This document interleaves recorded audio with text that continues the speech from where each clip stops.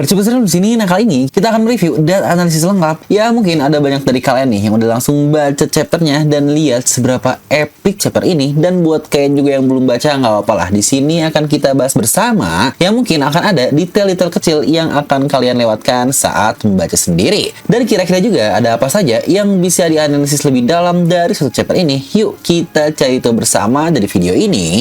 Makanya pastikan kalian tonton video sampai habis agar tidak ada informasi yang miss dan juga setengah-setengah. Karena habis itu nggak masuk di akal, tapi akal bisa masuk. Dan di sini juga saya mau berterima kasih nih buat para players yang sudah support channel Filnomi dengan menjadi membership seperti para nakama-nakama yang spesial ini. Dimulai dari para Devil Fruit user, lalu juga para Haki user, dan tentu saja para Wheel of D juga. Kalian akan mendapatkan stiker-stiker lucu ini buat ikutan misuh di kolom komentar dan badges berry di sebelah nama kalian yang membuat kalian lebih eksklusif dibandingkan players yang lainnya.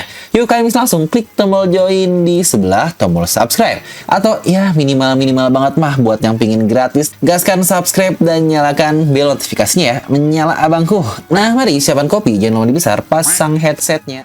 Pil Puisi PW and wadidaw.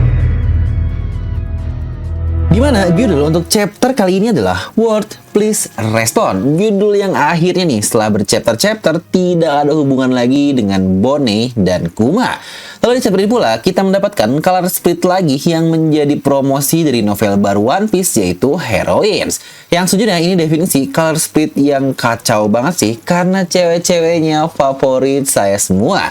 Ya mungkin kalau bisa mengganti Tashigi dengan Monet plus ditambah Tante Stussy yang wadaw, pol banget nih, tahan abangku. Dimana ada Hancock yang elegan sekali, Nami Uta yang sifatnya lebih careless lah yang seperti kalian lihat dari color split ini, Robin yang santuy, dan Tashigi yang pemalu.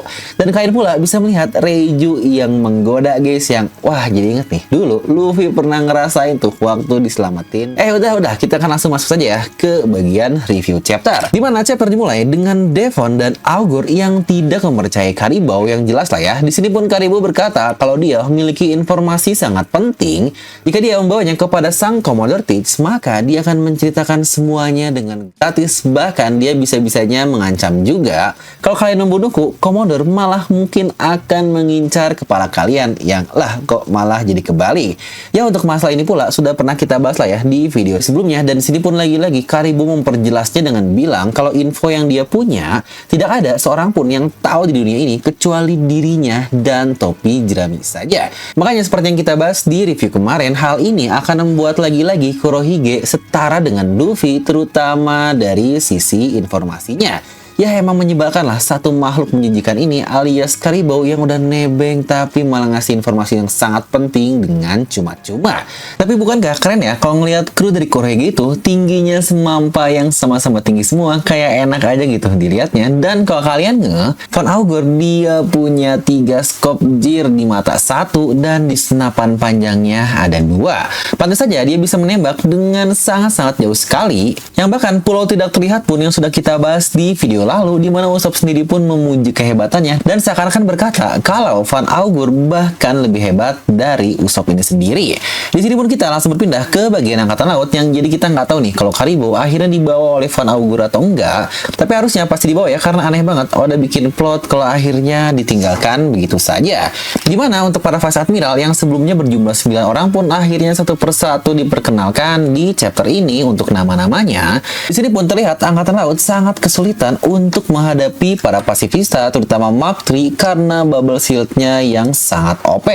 Dia dapat memblok meriam dengan sangat mudah, yang bahkan kapal perang sebesar itu pun tidak ada apa-apanya di hadapan para pasifista tersebut. Dimana para Vice Admiral pun akhirnya terlihat frustasi karena ya bisa dibilang ini maju kena dan mundur pun kena. Kalau mereka diem, kapal-kapalnya pasti bakal dihancurkan dan jelas rugilah, apalagi bisa munculnya korban jiwa dari serangan lasernya. Tapi kalau mereka maju alias menyerang pasifista, ya sama rugi juga. Karena bukankah itu juga adalah aset milik Angkatan Laut? Ya sebagai pengingat, satu prototipe dari pasifista di masa pre-time keep saja itu dikatakan membutuhkan biaya untuk satu kapal perang full dari Angkatan Laut, yang sekarang bahkan sudah masuk di Mark III, seharusnya biayanya bakal lebih gila lagi. Jadi bukankah ini sangat membingungkan? Mereka harus menghancurkan aset yang mereka miliki. Yang di sini pun Vice Admiral Doberman merintah semua Vice Admiral untuk mencari mengendarai Bonnie sebagai prioritas utama, karena jika Bonnie mati, mereka akan dapat mengontrol semua pasifista yang sebelumnya dikontrol oleh Bonnie. Ya, lagi-lagi quick thinking dari Vice Admiral Doberman. Di mana Tosa pun sudah bergerak dan sudah dekat dengan tim dari Franky yang sebelumnya pergi menuju ke area Northeast. Di sini Tosa pun mencoba menyerangnya dengan kemampuan cengkeraman yang dia namai Tosagami, yang dikatakan setara dengan 10 sigan. Yang lagi-lagi satu sigan aja udah sangat berbahaya menurut Oda Sensei, dan ini 10 sigan yang gak aneh kan kenapa dia menjadi seorang Vice Admiral. Tapi sayangnya di sini Tosa malah digeprek oleh Brogy dengan kapaknya yang ini satu hit KO loh untuk serangan dari Brogy. Yang apakah berarti Dory dan Brogy jauh lebih kuat dibandingkan Vice Admiral? Yang sebenarnya nggak juga sih, karena Tosa dalam keadaan tidak siap menerima serangan squad itu, jadi sangat wajar dia bisa dikalahkan dengan sangat mudah. Tapi bukan berarti juga kalau Tosa ini lebih kuat dibandingkan keduanya, karena dalam pertarungan jika keduanya dalam keadaan siap, saya tetap yakin sih Dory dan Brogy akan menang di pertarungan tersebut. Yang jadi dari sini sudah dapat terbayangkan kenapa bajak laut raksasa sangat ditakuti. Ya ini aja dia bisa mengalahkan Vice Admiral dengan semudah itu. Yang jelas lah di sini tim Franky pasti kaget dong, karena tiba-tiba ada raksasa yang muncul di hadapan mereka. Apakah mereka adalah musuh juga? Di sini Brogy pun berkata, "Gak baba, siapakah kalian? Aku sudah mengecek semua bounty posternya untuk mengenali nakama-nakama baru, tapi semua dari kalian tidak ada yang familiar. Apa kalian adalah peneliti dari pulau ini?" Nah, buat kalian yang bingung kok dia bisa nggak kenal dengan Franky, karena lagi-lagi bukankah baru-baru ini saja poster dari Franky diubah dari yang awalnya Shogun menjadi Tausan Sunny, yang entah nih apa yang udah plotkan dari hal ini. Apakah jangan-jangan akan ada hubungan dengan Tausan Sunny sebagai mini Pluton atau teori-teori yang mendukungnya? Dan buat kalian yang bingung juga kenapa kok tiba-tiba Brogy dan Dory menghajar angkatan laut yang mengejar mereka, padahal di sini dia berkata kalau Brogy tidak mengenal tim dari Franky satupun. Ya, untuk jawaban dari ini pun sudah ada, karena di sini awalnya kedua raksasa tersebut mengira jika mereka adalah peneliti dari Pulau Egghead, dan sebelumnya pun kita tahu kapal angkatan laut dihancurkan oleh mereka juga. Jadi sangat wajar kenapa di sini mereka menghajar angkatan laut. Dan di sini pun Dory berkata kalau mereka ke sini untuk membawa topi jerami. Franky yang bingung pun berkata, "Hah, Luffy adalah kaptenku, apa kau punya masalah dengannya?"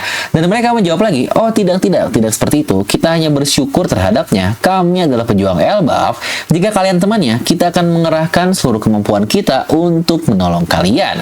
Dan Bonnie pun berkata lagi, "Luffy, Sanji, dan Vegapunk masih ada di belakang sana. Apa kalian bisa menyelamatkan mereka?" Yang sejujurnya ini keren banget sih. Bonnie dia bahkan menyebut nama Luffy dan Sanji loh, yang kalau kalian sadar, padahal bisa aja dia menyebut nama Vegapunk doang, orang yang paling dekat dengannya. Tetapi Bonnie memikirkan keselamatan dari Luffy dan Sanji juga.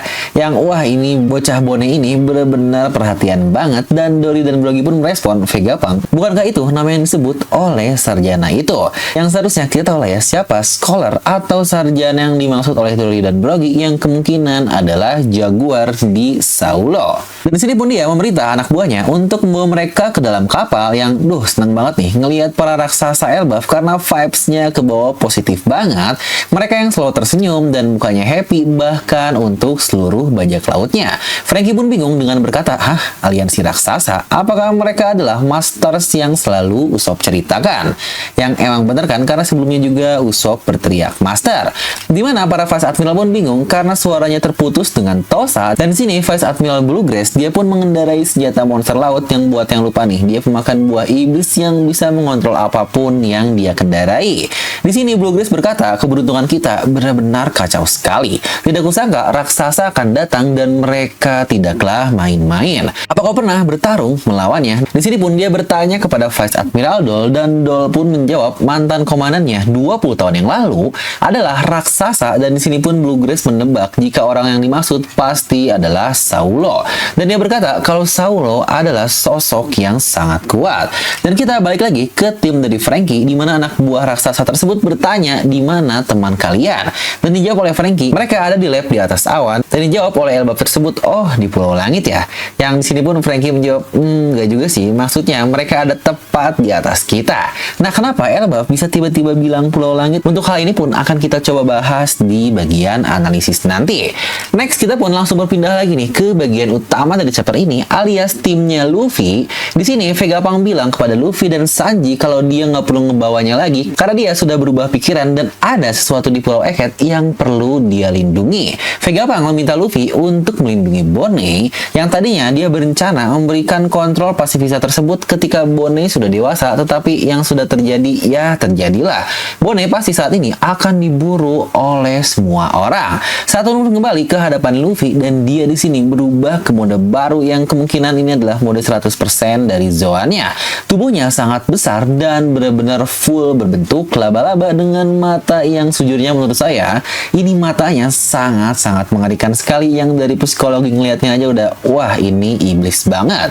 Sanji merespon dengan bilang sepertinya dia sudah menyerah ya untuk terlihat seperti manusia karena selain matanya aneh terdapat racun juga di kakinya. Di chapter ini pula Saturn benar-benar nggak berkata apa-apa lagi, yang entah nih apakah ada hubungan dengan perubahan Zoannya atau bagaimana yang dia kehilangan kesadarannya alias menjadi iblis, tapi kita masih belum tahu. Di sini Saturn dia menyerang mereka berdua dengan kaki beracunnya, yang di sini pun dia bisa mengubah kakinya berbentuk seperti cambuk dan bisa memanjang, yang sejujurnya ini serem banget. Luffy menghindari itu semua sambil bercanda yang ya jangan lupa lah Luffy saat ini sedang masuk di mode nikah. Sanji pun dia memaksa membawa Vegapunk, pada sebelumnya dia sudah berkata dia akan mati kalau tubuhnya digoyangkan karena ya lagi-lagi tubuh bagian dalamnya kemungkinan besar sudah sangat rusak.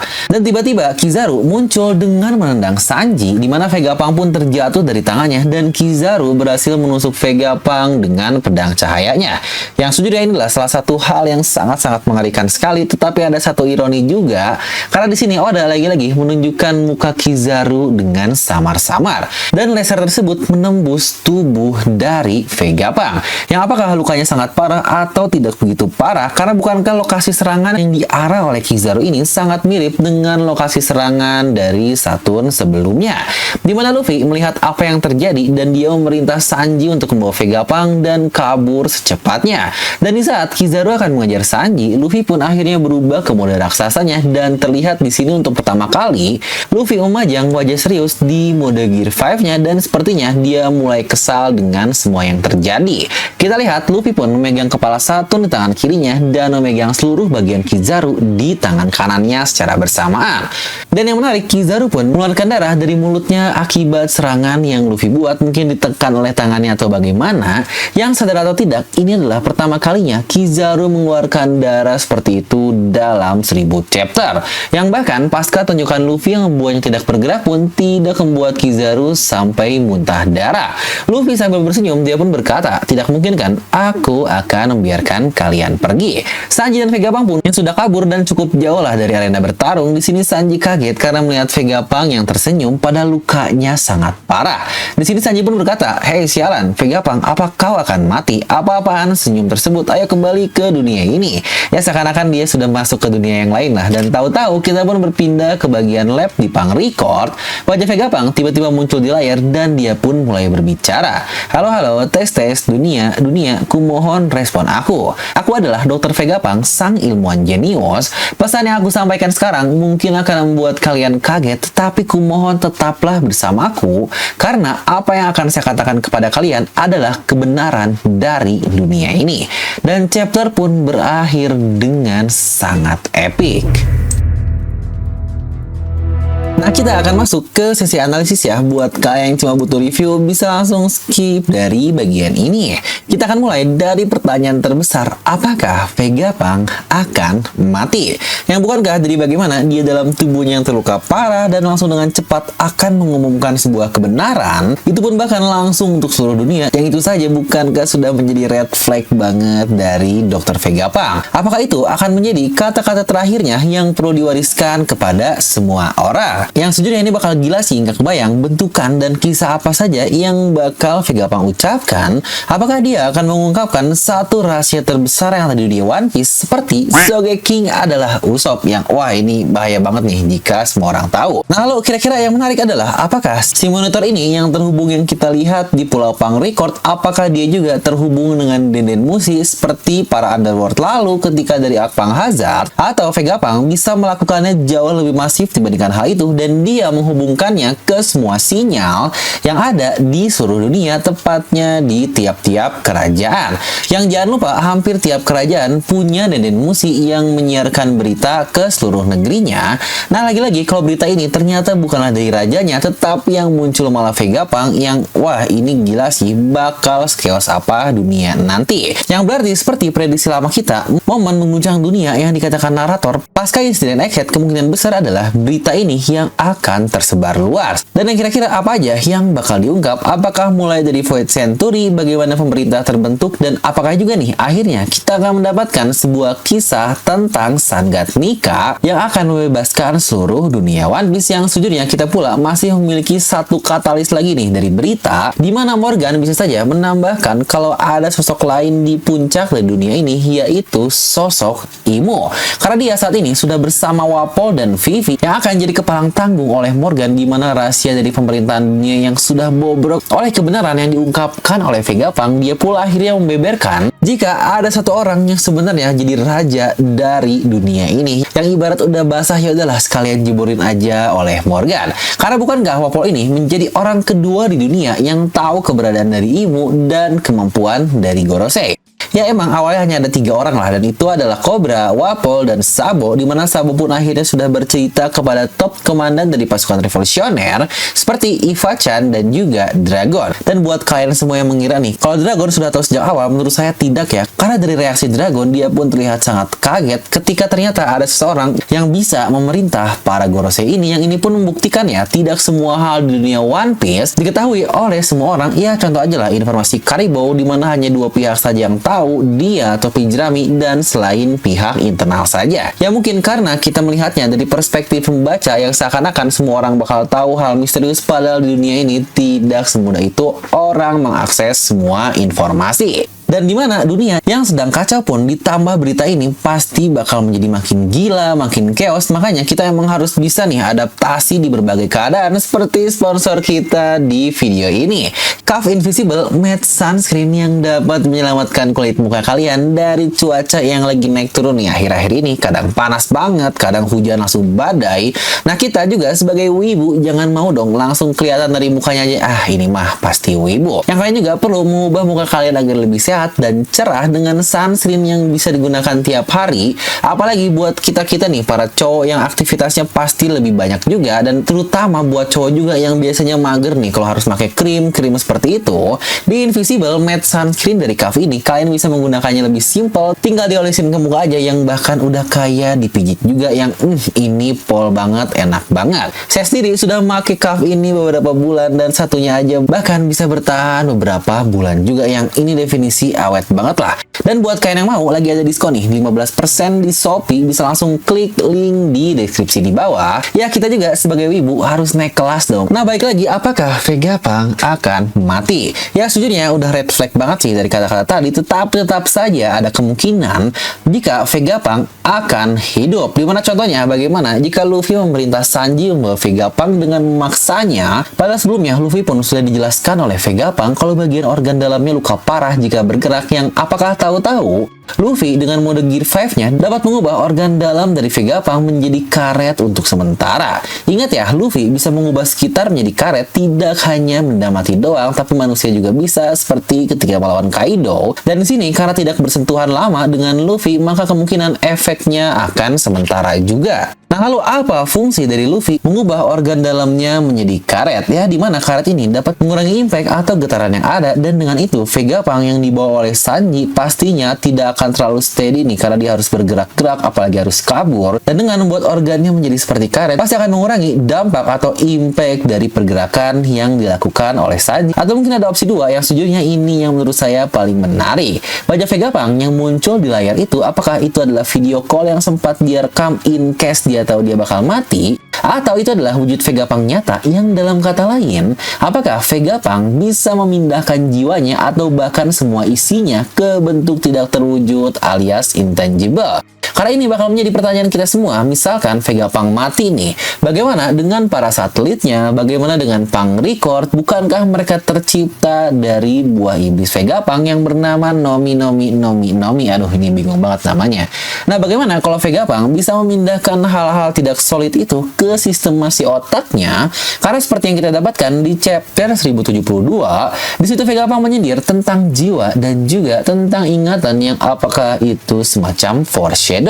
Atau bukankah sudah banyak konsep-konsep di science fiction kalau manusia mati tetapi otaknya akan terus berjalan dan seakan-akan jiwa serta hasratnya pun masih hidup. Ya seperti Hydra dari Captain America, di mana kan ada profesor juga yang menyimpan seluruh otak dan mungkin jiwanya di dalam sebuah komputer. Lalu juga nih pertanyaan kita terakhir terkait kenapa Elbaf bisa bilang tentang Sky Island atau Pulau Langit yang seakan-akan mereka tahu dengan keberadaannya. Ya sejujurnya ini sudah cukup umum juga sih kalau ras Elbaf dan kemungkinan pulaunya akan mengambil referensi dari mitologi Norse, di mana terdapat 9 dunia nih, mulai dari Niflheim, Nidavellir, Midgard, dan tertingginya tentu saja adalah Asgard. Ya ngomongin Asgard, sudah pasti kalian tahu lah itu apa, karena sudah jelas Asgard alias asli Garut. Anjay, enggak. Maksudnya adalah dari mitologi sepertinya adanya Thor, Odin, dan juga Loki. Yang bukankah sangat pas juga bahwa pangeran dari Elbaf bernama Loki juga. Dan kalian tahu siapa ayah dari Loki? Tentu saja dia adalah Odin.